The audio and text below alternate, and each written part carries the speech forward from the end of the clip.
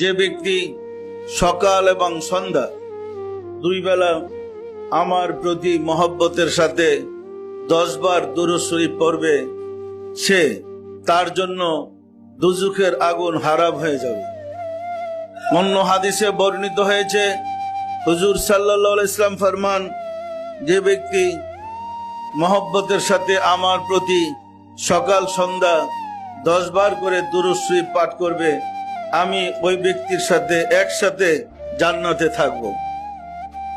তাহলে আমরা যদি প্রতিদিন 10 বার ফজরের পরে 10 বার আর মাগরিবের পরে 10 বার করে দুরূদ শরীফ পড়ি, তাতে হুজুর সাল্লাল্লাহু আলাইহি ওয়াসাল্লামের সাথে থাকার খুশনসিব আমাদের হবে না হবে না? আশিকে রাসূলেরা যদিও আমাদের ফাতিহা শরীফটা একদম ছোট্ট, ফাতিহা শরীফে আউযুবিল্লাহ বিসমিল্লাহর পরে 7 বার আস্তাগফিরুল্লাহ পড়তে হয়, বিসমিল্লাহর সাথে আলহামদু সূরাটা 3 বার পড়তে হয়, বিসমিল্লাহর সাথে কুল হুয়াল্লাহ 10 বার পড়তে হয়, 11 বার দুরূদ শরীফ পড়তে হয়। আমরা এই ফাতিহা শরীফটা পড়তে অনেক সময় লাগে না, অনেক সময়ের প্রয়োজন হয়, মাত্র 10 মিনিট সময় সওয়াব রেসানি এবং পুরা অনুষ্ঠানটা ধরেন 15 থেকে 20 মিনিট লাগবে।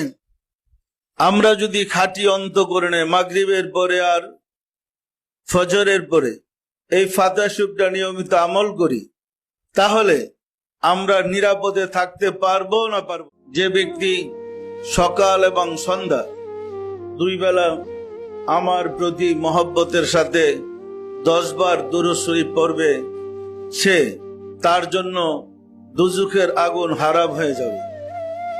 অন্য হাদিসে বর্ণিত হয়েছে, হুজুর সাল্লাল্লাহু আলাইহি ওয়াসাল্লাম ফরমান, যে ব্যক্তি মহব্বতের সাথে আমার প্রতি সকাল সন্ধ্যা 10 বার করে দুরূদ শরীফ পাঠ করবে, আমি ওই ব্যক্তির সাথে একসাথে জান্নাতে থাকব।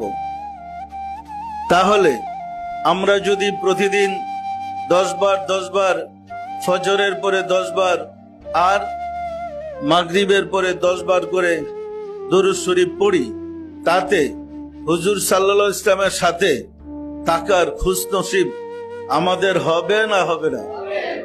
আশিকে রাসূলেরা যদিও আমাদের ফাতিহা শরীফটা একদম ছোট্ট, ফাতিহা শরীফে আউযুবিল্লাহ বিসমিল্লাহর পরে 7 বার আস্তাগফিরুল্লাহ পড়তে হয়, বিসমিল্লাহর সাথে আলহামদু সূরাটা 3 বার পড়তে হয়, বিসমিল্লাহর সাথে কুল হুয়াল্লাহ